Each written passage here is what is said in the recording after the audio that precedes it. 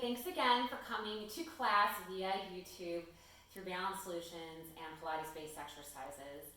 Today we're going to try to work on our side.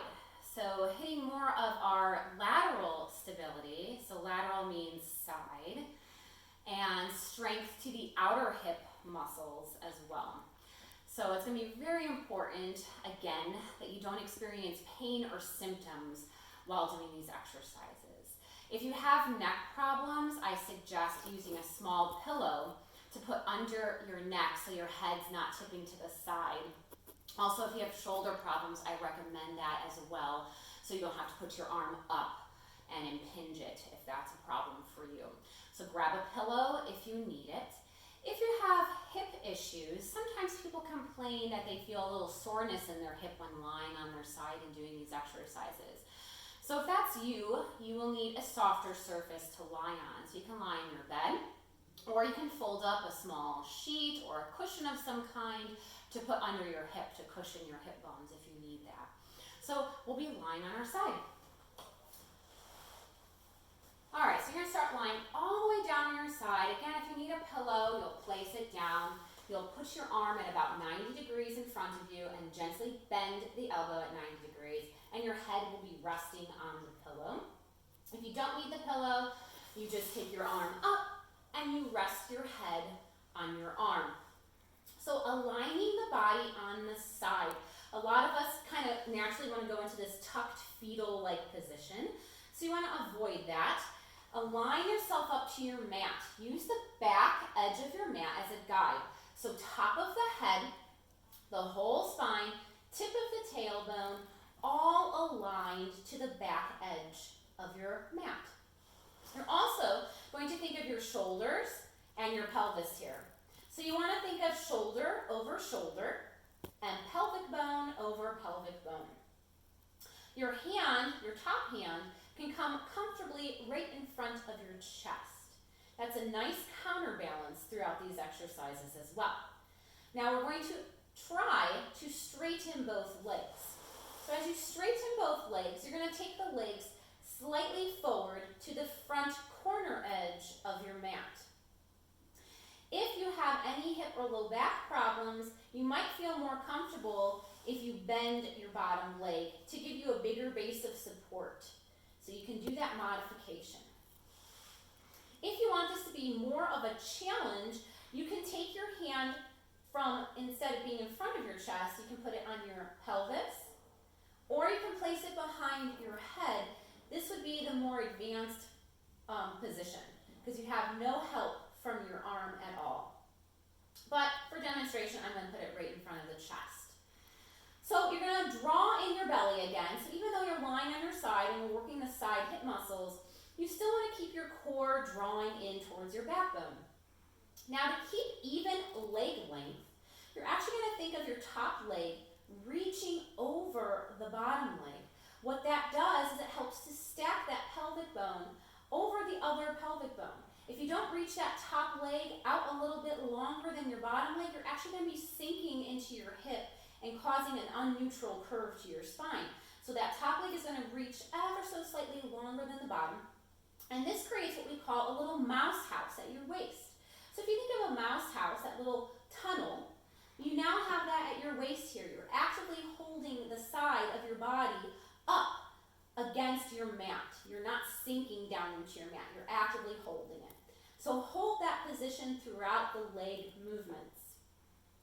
We're going to start with a very simple exercise of just lifting the leg up a little bit higher than hip level and then lowering it back down without crushing the mouse house at your waist.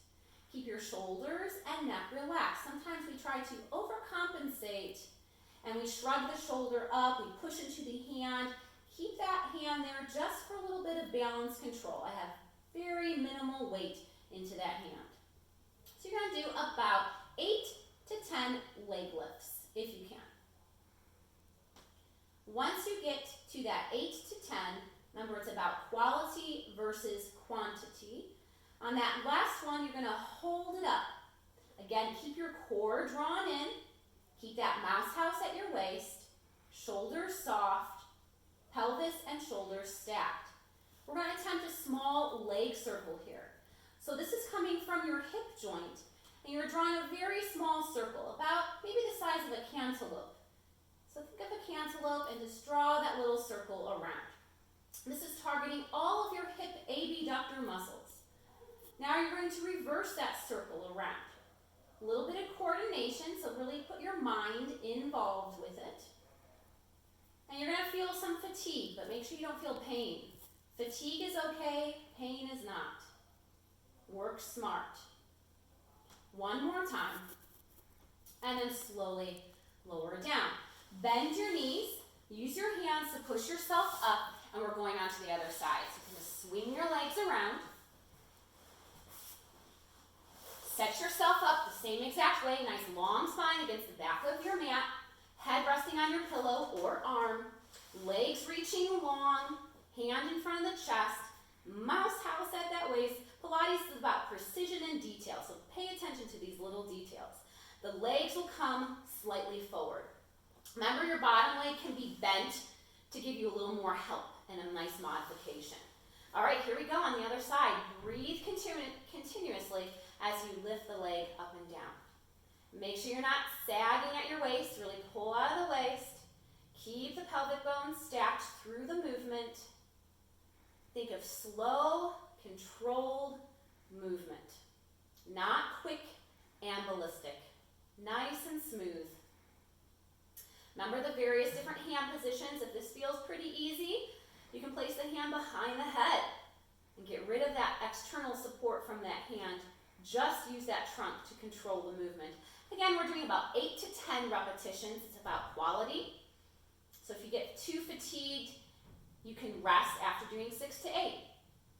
Now you're going to hold it up. Again, keep everything drawn in through that center. And you're going to draw a small circle.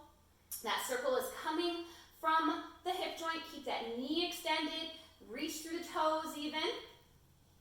Small circles, constant breath. And then reverse those circles around. Slow breath. Should feel a little burn in that hip maybe, especially if those muscles are weak. And then you're going to slowly lower down. Bend your knees to sit back up. So that was a little test taste of the leg series of side leg lift and leg hip circles.